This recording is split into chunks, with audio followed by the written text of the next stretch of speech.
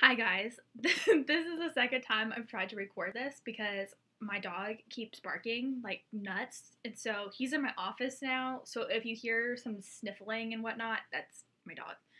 So I promised that I would read the first chapter of In Your Heart to you guys. And I'm really beginning to wonder what I've gotten myself into because this chapter is kind of,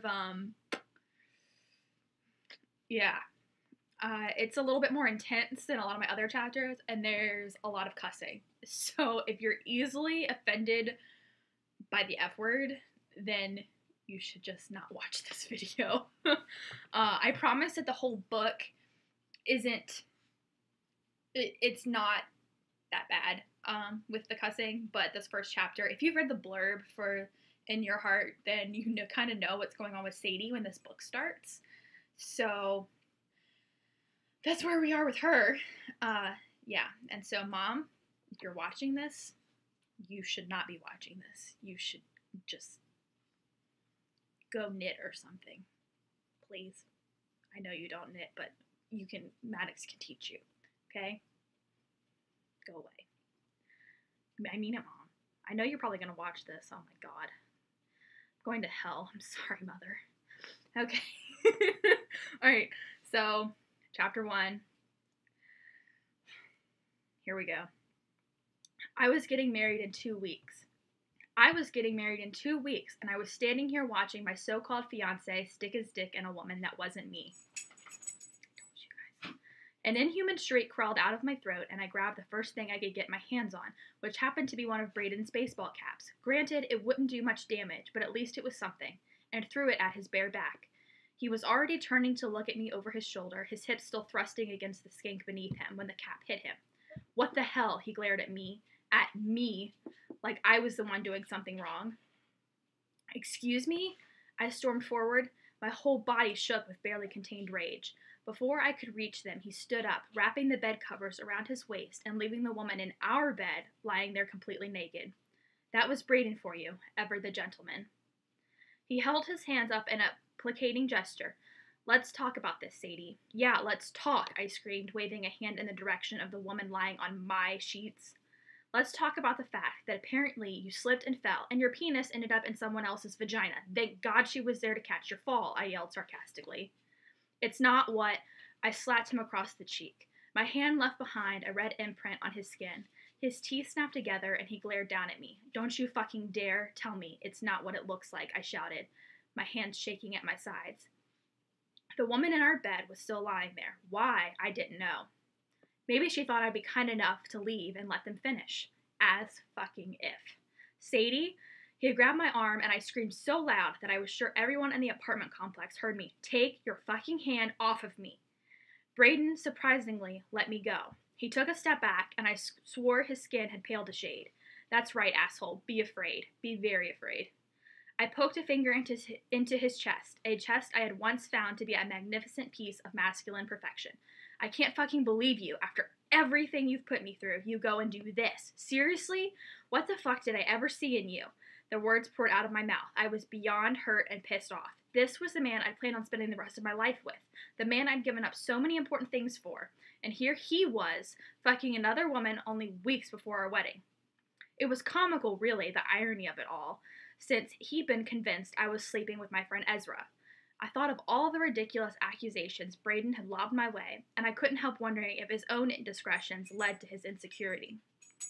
Hell, Braden had practically forced me to end my friendship with Ezra. Why? Why had I been so blinded? When did I become this weak, sniveling excuse for a person that I let an asshole like him walk all over me? And why did it take me seeing him fucking someone else to snap back into reality and realize what a complete asshole he was? Fuck, it was like I'd been brainwashed. I tore at my hair, my breasts coming out in little gasps. Anger at myself, at him, and at the bitch in my bed simmered dangerously in my veins. It wouldn't take much for me to snap and lose my ever-loving mind. Sadie, let's talk about this. Should I get dressed? The woman in our bed spoke up. Yes, I screamed. Her eyes widened and she slipped from the bed, looking around for her clothes. With another scream, I started for the kitchen. Where are you going? Braden asked, trailing behind me. He kept stopping to untangle his feet from the too long sheet wrapped around his waist. I wished he would trip and die. Sadie, he started in again. I opened one of the various drawers in the kitchen and pulled out a knife, waving it around like a crazy person. He paled further. Sadie, put down the knife. No, I screamed. I think I should cut your dick off so you can fuck yourself with it. Would that suffice? Braden's mouth fell slightly open. He was afraid. Good. The asshole should be afraid for his life, or maybe the life of his penis, which was really the most important thing to him. I'm calling 911, I heard the woman shout from my bedroom. Go ahead, bitch. Sadie, be reasonable, Braden started. I thrust the knife in his direction, flailing my arms about like I'd seen jousters do on TV. Reasonable? You want me to be reasonable?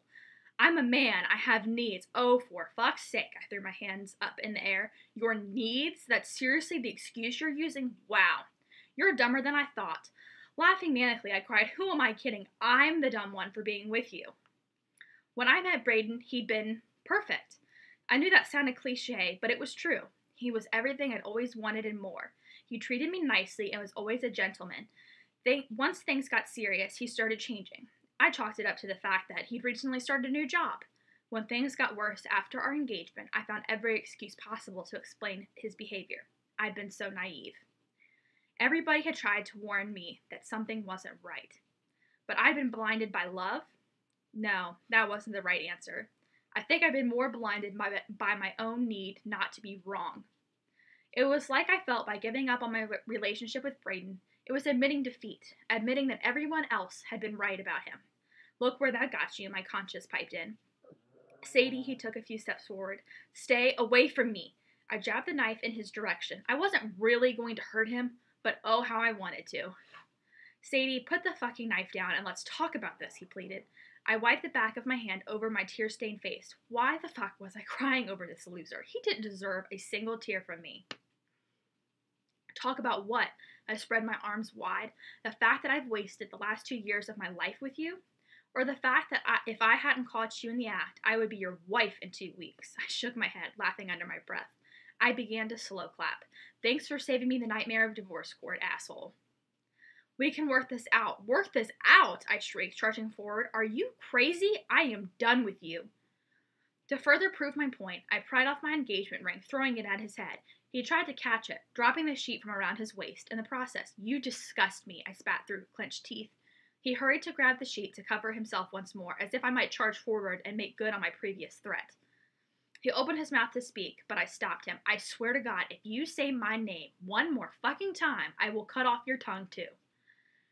Don't worry, babe, the slut from my bed strolled down the hall dressed only in skimpy lingerie. I called the police, and I recorded everything she said on my phone.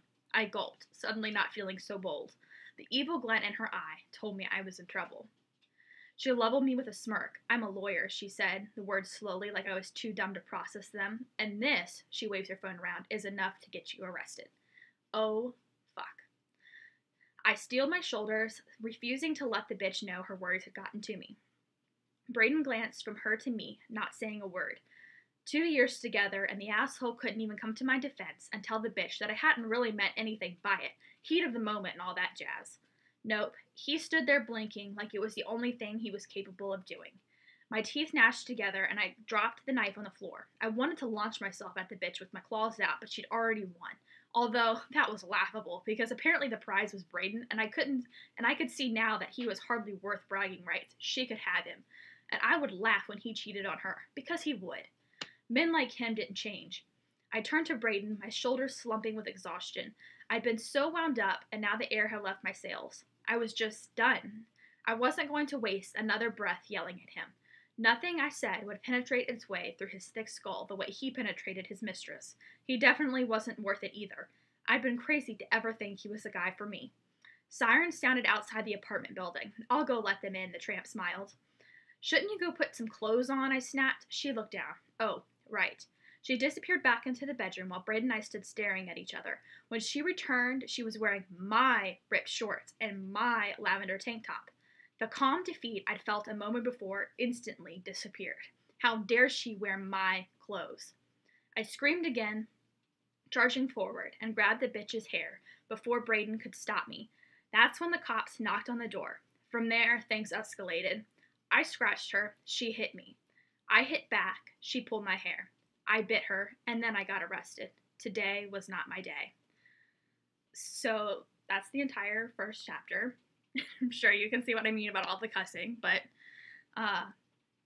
you know, Sadie has a reason to be mad, and so she just goes off. And so, yeah, the book's coming out on June 16th, and you can find out what happens next when you read it. I hope you guys enjoyed this, and I hope I didn't mess up too much while reading, because I never read out loud. All right. I hope you enjoyed it. I'm nervous.